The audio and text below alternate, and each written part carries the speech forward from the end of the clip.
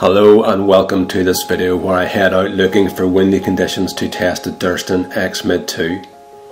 The location is Luke's Mountain, Northern Ireland, which has tried to kill many of my tents. Here I'm now just arriving on the summit and getting ready for setup. So to begin with, I stick out a footprint for the tent, peg that down, set out the inner and outer of the tent, pop up the first pole, guide that pole out into the wind, pop in my second pole, set the tent down, secure it, and there you go, pretty much good to go. And lastly, this saves me carrying up 2 kilograms of weight, a water source at the summit, and now here I am talking live on the video. Hello and welcome to this video from Luke's Mountain, my favourite tent testing playground. These are just my practical thoughts tonight on how I'm going to get on in the Durston X Mid 2. So the wind there when I was putting the tent up, it's not really worth measuring. You can kind of just judge it for yourself, but I was probably sort of around 15 miles per hour. But to be honest, I had no issues at all getting a tent up and managing the tent. It handled in the wind really well. So this is a lightweight shelter, and in most lightweight shelters they have quite a thin ground sheet. So tonight it's not my tent. The tent is actually owned by Sam Black, so again thank you Sam for letting me go out and field test your tent. So to begin with here tonight, I just put down the footprint for the tent, just to give the ground sheet a little bit of extra protection. With the ground up here is underneath the soil and very close to the soil, it is actually quite rocky. I tried to orientate the tent as best I could kind of into the wind, and I think I've kind of done that okay. The wind direction's not to change during the night, so everything should be good. Now this is only the second time I've pitched this tent, so I certainly would have a lot to learn, I'm sure, about doing that, and over time it would get a lot easier. So I did actually add in some tie-out points around the sort of perimeter of the tent, and I also added a couple of extra guy lines. And to be honest, even without those, the tent did actually feel quite secure. And the vestibule area here of the tent is proving absolutely superb. You know, earlier on I was trying to kind of pop my rucksack in here, got shelter from the wind, and was able to just unload all my kit from the rucksack actually into the tent and in and around the vestibule itself. And I must admit, you know, really practical and worked very well. That's one of the big pluses of this tent. You know, it has been designed with space and practicality in mind, and there's no doubt like it really does work, because the vestibules are kind of asymmetric as well, which is good.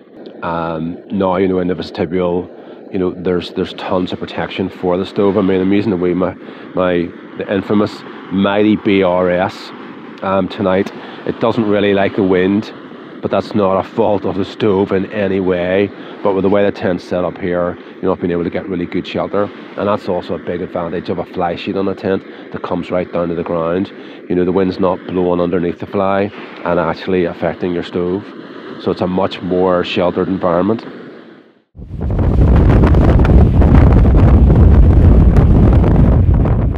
So look, it's got windy on Luke's Mountain. Measured the wind there at 26 miles an hour, and I'm sure there are gusts a bit more than that. So I'm going to implement plan B, and plan B is to pitch my Hilleberg AKTO.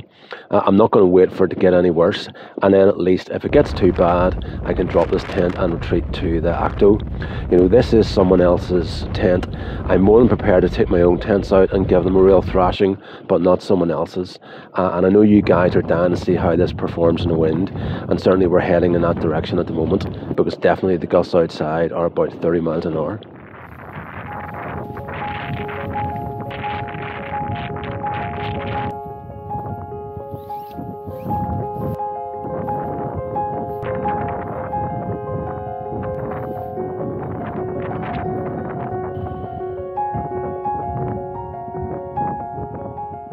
So look, it's kicking off a little bit now, still winds in around 30 miles an hour, gusts probably a bit more than that, and the tent is actually doing really well.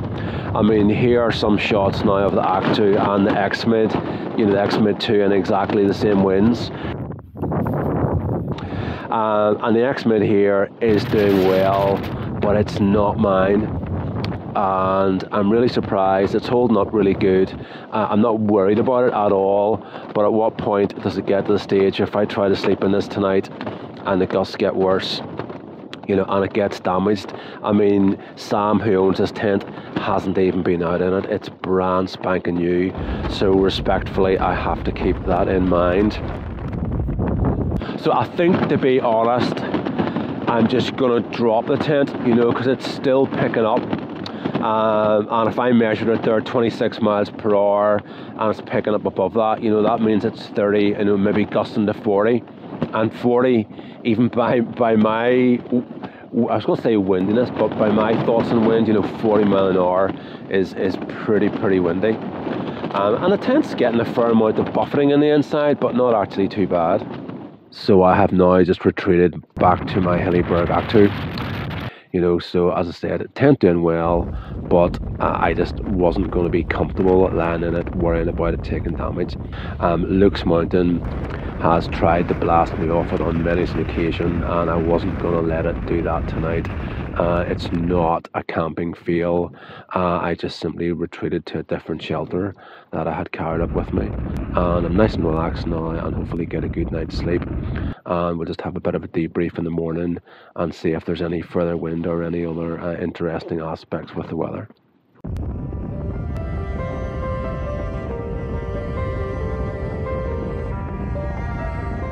So good morning, and what are my final thoughts on the Durston X Mid 2? Okay, so I came up here for a camp at Luke's Mountain to sort of test out the X Mid 2 in a more challenging environment. So the whole thing actually worked pretty well because I kind of wanted the challenging conditions, but not too challenging, because I didn't want to damage or risk any damage to the tent. Now, honestly, I have very mixed thoughts on the tent. So the tent actually did okay, and probably a little bit better than expected. It was going to survive 30 mile an hour winds and 40 mile an hour gusts without really too many problems, but it just didn't really look that comfortable. And, you know, if I would have been in a tent, while the tent is incredibly spacious, incredibly practical, you know, really well made, once the conditions get like that, you know, I certainly wasn't that comfortable in the tent. Now, I always say this, there are sacrifices in one area for gains in another. And if you make a tent, it comes down to some basics. If you make a tent quite high and spacious, then you sacrifice its performance, and particularly in high winds. Now, also on the X Mid, I kind of found out that, you know, the stakeout points and all the sort of tie-out points, you know, just seem to be in that sort of wind under a lot of pressure. And the fabric, you know, it's a lightweight product, and the fabric feels fairly light, and I just wouldn't want to be subjecting the tent to those sorts of conditions on a regular basis.